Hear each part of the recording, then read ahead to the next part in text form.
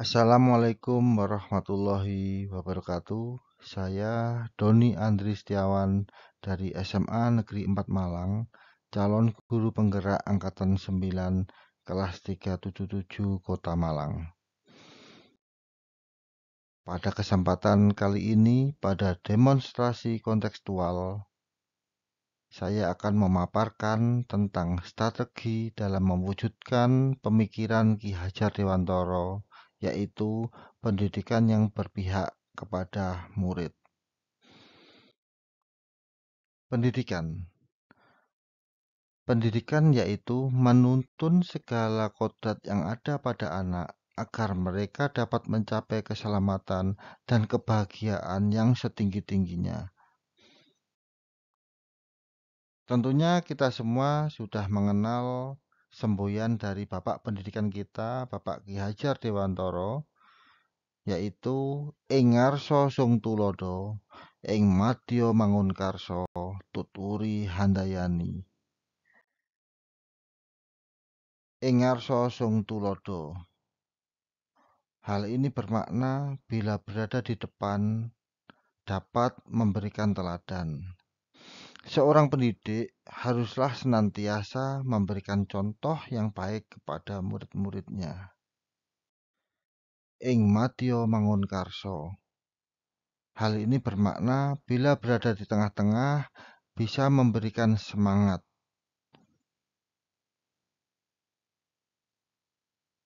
Maka seorang pendidik haruslah senantiasa memberikan motivasi kepada murid-muridnya. Tutwuri handayani. Hal ini bermakna bila berada di belakang bisa mendukung moral kepada semua orang. Hal ini agar setiap pendidik tidak memaksakan kehendak kepada anak didiknya, tetapi pendidik harus bisa menuntun bagi semua murid-muridnya. Pendidikan adalah suatu proses yang tidak diam.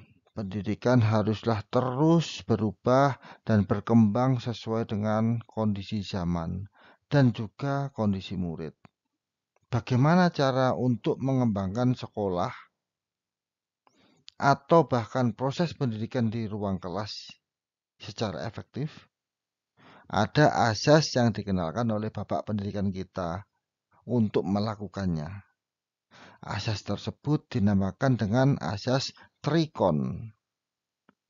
Karena hal ini terdiri dari 3 asas yang berawalan dengan kon. Nah, yang pertama, kontinuitas. Kontinuitas yaitu pendidikan dilakukan tanpa melupakan akar budaya, sehingga kemajuan budaya berasal dari budaya itu sendiri. Sehingga pembelajaran harus dilakukan secara terus-menerus dan berkesinambungan. Artinya, pengembangan yang dilakukan harus berkesinambungan, dilakukan secara terus-menerus dengan perencanaan yang baik.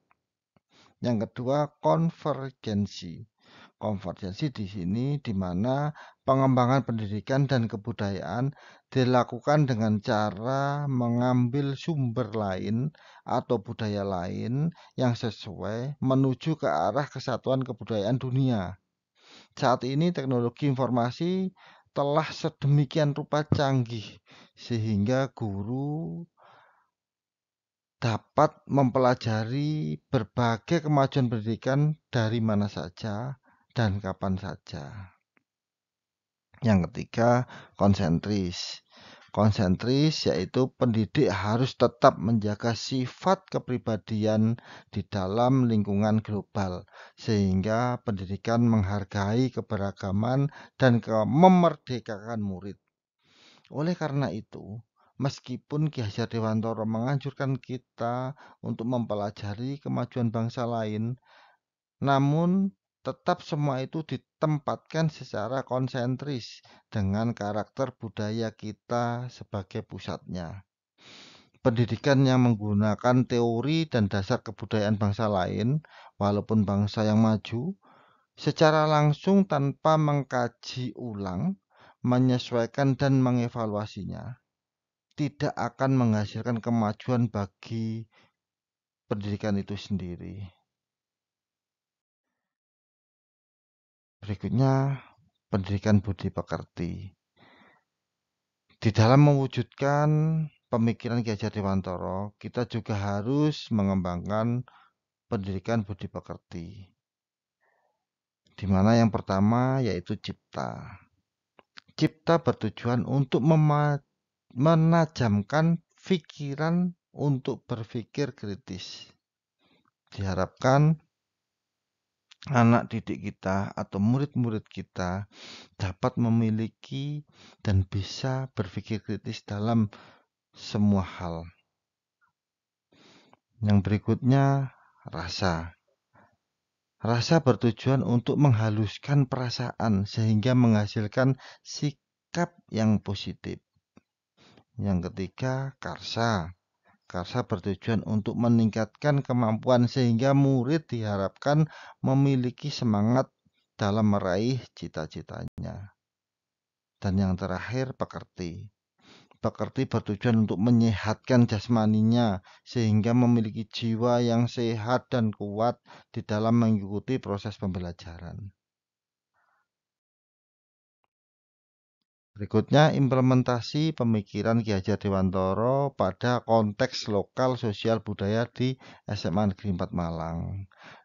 Memang di SMA Negeri 4 Malang sudah melakukan beberapa hal yang menjadi ciri khas di sekolah kami. Yang pertama yaitu gerakan literasi sekolah.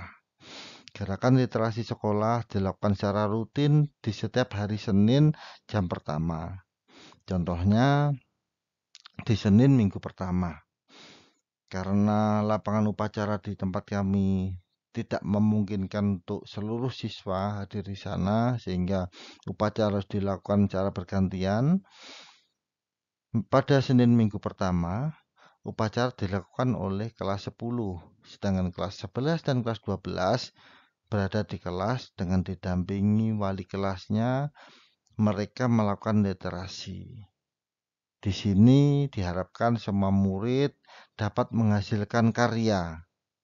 Karya-karya tersebut antara lain bisa berupa tulisan, cerpen, atau puisi, atau konten-konten positif yang bisa di-upload ya di media sosial sekolah, ataupun karya-karya yang lain.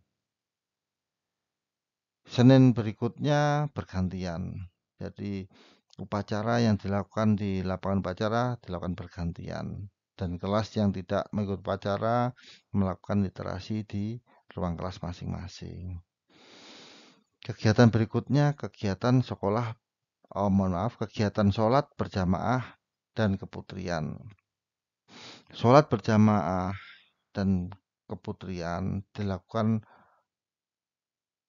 terus dan rutin di SMA Negeri 4 Malang.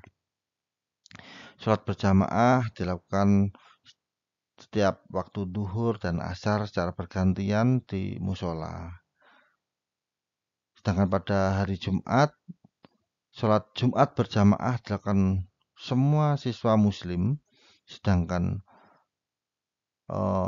siswi muslim akan diadakan kegiatan keputrian, di mana kegiatan ini dipimpin oleh guru agama atau kita mendatangkan pemateri dari luar untuk memberikan pengetahuan mengenai keputrian, bagaimana seorang muslimah memperlakukan dirinya, muslimah membiasakan dirinya mulai dari kesehatan, kewanitaan, sampai bagaimana mereka bisa menjadi seorang muslimah sejati. Berikutnya, Qotmil Quran. Qotmil Quran dilakukan rutin setiap Jumat pagi. Di jam pertama, semua siswa muslim mengadakan membaca Quran secara bersama-sama. ya mandiri di dalam ruang kelas dan didampingi oleh guru pembelajaran di jam berikutnya. Jadi siswa secara mandiri membaca sendiri Al-Quran dan suatu ketika akan dilakukan khataman Quran. Sedangkan ini siswa yang beragama selain Muslim berada di ruang tersendiri, didampingi oleh guru agamanya masing-masing. Mereka memperdalam keimanan di agamanya masing-masing. Kegiatan berikutnya pentas seni hasil karya murid. Ini ada beberapa mata pelajaran yang menugaskan murid-muridnya untuk menghasilkan suatu karya. Contohnya guru seni budaya. Mereka menugaskan muridnya menghasilkan suatu produk-produk yang bisa ditampilkan, dipentaskan.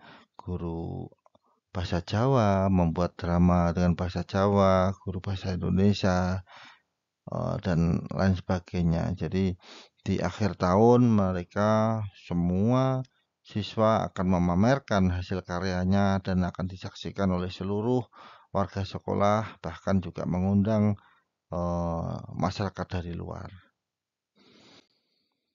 Kesimpulan dari yang sudah kita bahas, yang pertama adalah pendidikan berpihak kepada murid, seperti yang sudah digaung-gaungkan pemikiran dari Bapak Pendidikan kita, Ki Hajar Dewantoro, yaitu pendidikan berpihak kepada murid. Hal yang pertama, peran guru sebagai penuntun, bukan mengubah kodrat anak. Dalam proses menuntun, pendidik memposisikan sebagai pamong, yaitu memberikan tuntunan dan arahan agar murid tidak kehilangan arah dan membahayakan dirinya. Pendidikan itulah yang dapat menumbuhkan kekuatan kodrat yang ada pada murid agar dapat memperbaiki lakunya. Berikutnya, metode pembelajaran yang sesuai dengan karakteristik murid. Dengan karakteristik murid yang beragam, tentunya pembelajaran dilakukan dengan metode pembelajaran yang bervariatif, supaya murid aktif, kreatif, mandiri, dan dapat berpikir kritis, sehingga pembelajaran menjadi lebih bermakna dan menyenangkan. Selain menerapkan metode yang beragam, tentunya menggunakan media pembelajaran sangatlah penting juga. Media pembelajaran yang sesuai dengan kebutuhan akan membantu guru dalam menyampaikan pesan atau materi pembelajaran kepada murid, agar murid lebih mudah mengerti dan proses pembelajaran menjadi lebih bermakna dan menyenangkan. Kemudian, penggunaan media yang bervariatif akan memberikan pengalaman belajar yang berbeda, sehingga merangsang minat murid untuk belajar.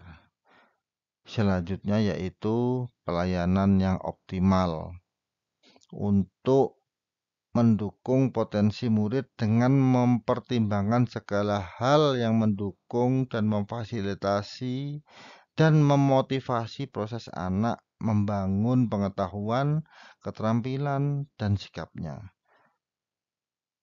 Berikanlah kebebasan kepada murid untuk mengeksplorasi dalam mencapai pembelajaran baik dalam akademik maupun non-akademik.